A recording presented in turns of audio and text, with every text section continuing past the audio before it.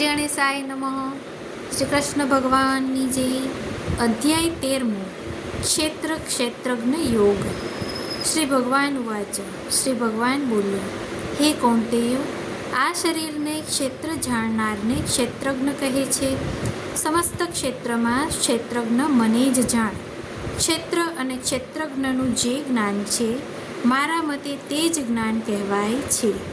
આ ક્ષેત્રનું રૂપ કેવું છે, તેમાં કયા કયા વિકાર હોય છે, તેની ઉત્પત્તિ કઈ રીતે થઈ છે, તથા ક્ષેત્રજ્ઞનો શું પ્રભાવ છે, આ સઘળી વાતો હું તને સંક્ષિપ્તમાં કહું છું, તે સાંભળ. ક્ષેત્ર અને ક્ષેત્રજ્ઞનું તત્વ ઋષિઓ દ્વારા વિસ્તૃત રૂપે કહેવાયું છે. વેદોની ઋચાઓ દ્વારા અનેક પ્રકારે વિભાગપૂર્વક અને યુક્તિ દ્વારા વિશિષ્ટ બ્રહ્મસૂત્રના પદોમાંય કહેવાયું છે. મૂળ પ્રકૃતિ અને સમષ્ટિ બુદ્ધિ, સમષ્ટિ અહંકાર, 5 મહાભૂત અને 10 ઇન્દ્રિયો, 1 મન તથા 5 ઇન્દ્રિય, ઇન્દ્રિયોના 5 વિષય વગેરે મળીને કુલ 24 તત્વવાળું આ ક્ષેત્ર છે. ઈચ્છા, દ્વેષ, સુખ, દુઃખ, દેહ, પ્રાણશક્તિ અને ધૃતિ, આ વિકારોયુક્ત આ ક્ષેત્ર સંક્ષિપ્તમાં કહેવાયું છે. સ્વયંમાં શ્રેષ્ઠતાનો અભાવ, દંભનો અભાવ, ક્ષમા, સરળતા, ગુરુની સેવા, બાહ્ય અંતર શુદ્ધિ, સ્થિરતા અને મન વશમાં રાખવું જોઈએ. ઇન્દ્રિયોના વિષયમાં વૈરાગ્ય થવું, અહંકાર રહિત થવું, જન્મ, મૃત્યુ, જરા અને વ્યાધિમાં દુઃખરૂપ દોષોને વારંવાર જોવા, પુત્ર, સ્ત્રી, ઘરમાં પ્રીતિનો અભાવ, ઇષ્ટ અનિષ્ટની પ્રાપ્તિમાં ચિત્તની સમાનતા,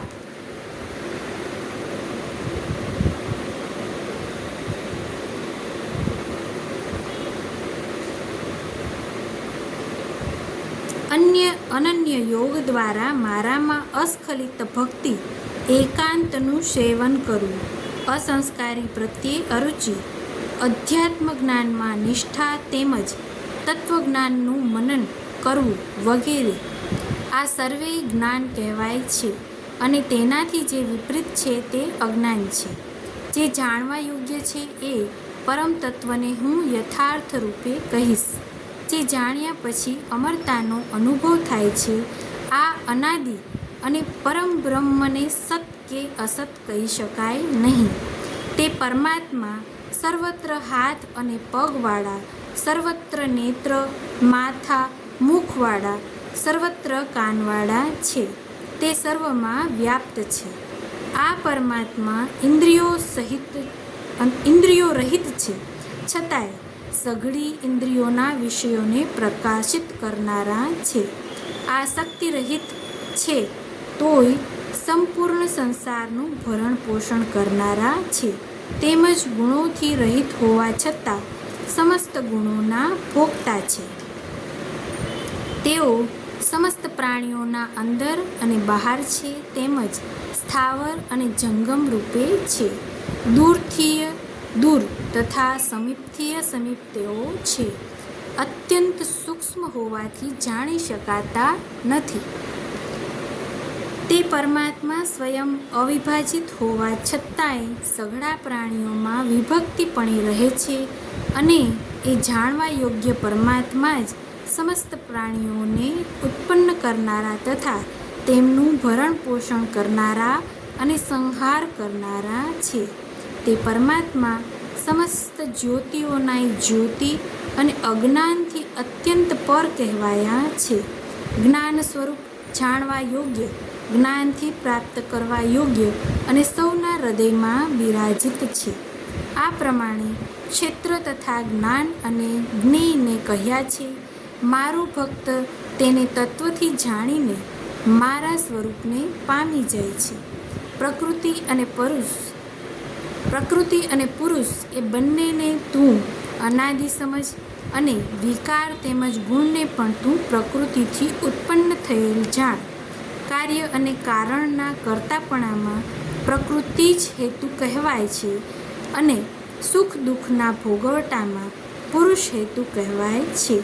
પ્રકૃતિમાં સ્થિત પુરુષ જ પ્રકૃતિજન્ય ગુણોનો ભોગતા કે ભોગી બને છે અને ગુણોનો સંગ જ ઉચ્ચ નીચ યોનિઓમાં જન્મ લેવા માટે કારણરૂપ બને છે.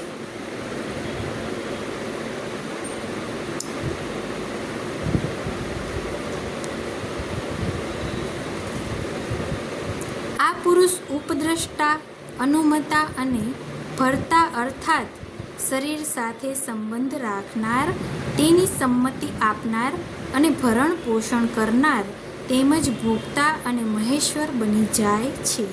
પણ સ્વરૂપે તે પુરુષ પરમાત્મા નામે ઓળખાય છે. તો આ દેહમાં રહેવા છતાં દેહથી પર જ છે.